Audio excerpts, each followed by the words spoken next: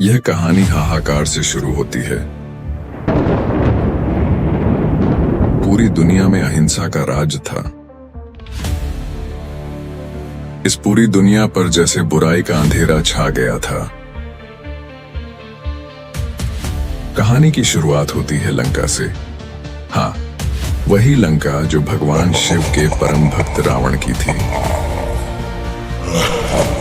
रावण एक महान योद्धा था और खुद को सभी देवताओं से श्रेष्ठ समझता था।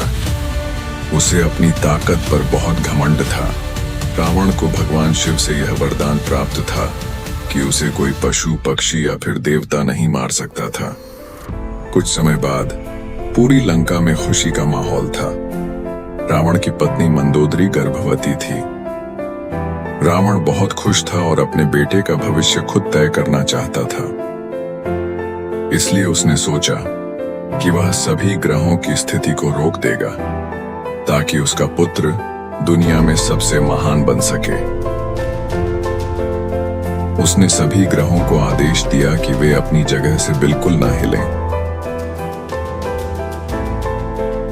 लेकिन शनि देव को यह बात मंजूर नहीं थी। उन्होंने अपनी स्थिति बदल दी। यह देखकर रावण हताश और क्रोधित हो उठा। रावण ने यह निर्णय लिया कि शनि देव को उनके अपराधों के लिए दंडित किया जाएगा।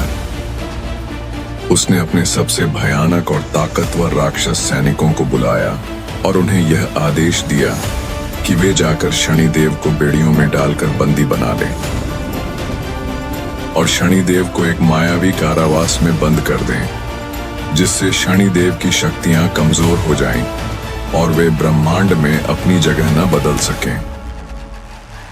शनिदेव बहुत वर्षों तक उस कारावास में बंद रहे। वे अपनी आजादी की राह देखने लगे। वे बहुत चिंतित और हताश हो गए। इसी दौरान हनुमान जी, जो श्री राम के परम भक्त थे, भगवान श्री राम के आदेश पर माता सीता से मिलने के लिए लंका की ओर प्रस्थान करते हैं। वायु से भी तेज और सर्वशक्तिमान हनुमान जी समुद्र के ऊपर से लंका की ओर उड़ने लगते हैं। अंततः वे लंका पहुंच जाते हैं और एक विशाल पर्वत के ऊपर से लंका की ओर बढ़ते हैं। जब वे लंका में प्रवेश करते हैं तब उनका एक ही लक्ष्य होता है, माता सीता से मिलना। माता सीता को रावण ने अशोक वाटिका में बंदी बनाकर रखा था। उसी अशोक वाटिका को हनुमान जी ढूंढने लगते हैं। जब वे चुपचाप आगे बढ़ रहे होते हैं तब उनकी नजर वहां के एक मायावी कारावास पर पड़ती है जिसमें भगवान शनिदेव बंदी होते हैं। वह दृश्य देखकर हनुमान जी बहुत दुखी हो जाते हैं। हनुमान जी बिना विलंब किए कारावास का द्वार तोड़कर भगवान शनिदेव को वहां से मुक्त कर देते हैं। जैसे ही शनिदेव बाहर आते हैं वे रावण पर बहुत क्रोधित होते हैं और उसे दंडित करने के लिए एक मायावी शाप की विधि शुरू करते हैं। वे रावण को शाप देते हैं कि वह शीघ्र ही अपने घमंड का शिकार बनेगा और उसका अंत एक महापुरुष के हाथों होगा। कुछ ही महीनों बाद भगवान श्री राम अपनी वानर सेना लेकर लंका पहुंचते हैं और एक महाभयानक युद्ध आरंभ हो जाता है। अंत में श्री राम रावण को हराने के लिए अपने सबसे शक्तिशाली अस्त्र का प्रयोग करते हैं। वह सुनहरा और शक्तिशाली बाण सीधा जाकर रावण की नाभि में लगता है और वहीं अहंकारी रावण का अंत हो जाता है। इसके बाद भगवान श्री राम अपनी सेना को युद्ध रोकने का आदेश देते हैं। एक बार फिर से अच्छाई की जीत होती है। इसी तरह जब जब दुनिया में अहिंसा और बुराई बढ़ी तब तब भगवान ने इस धरती पर जन्म लिया। शनिदेव हिंदू धर्म में न्याय, कर्म और दंड के देवता हैं।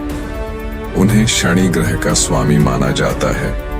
वे सूर्य देव और छाया के पुत्र हैं। उनका वाहन कौवा है और वे आमतौर पर काले या नीले वस्त्रों में दर्शाए जाते हैं। शनिदेव व्यक्ति को उसके कर्मों के अनुसार फल देते हैं। अच्छे कर्म पर इनाम, बुरे पर दंड। उनकी साढ़े साथी को बहुत प्रभावशाली माना जाता है जो जीवन में बड़ी चुनौतियां और आत्मनिरीक्षण लाती हैं। शनिदेव सच्चाई, अनुशासन और न्याय के प्रतीक हैं।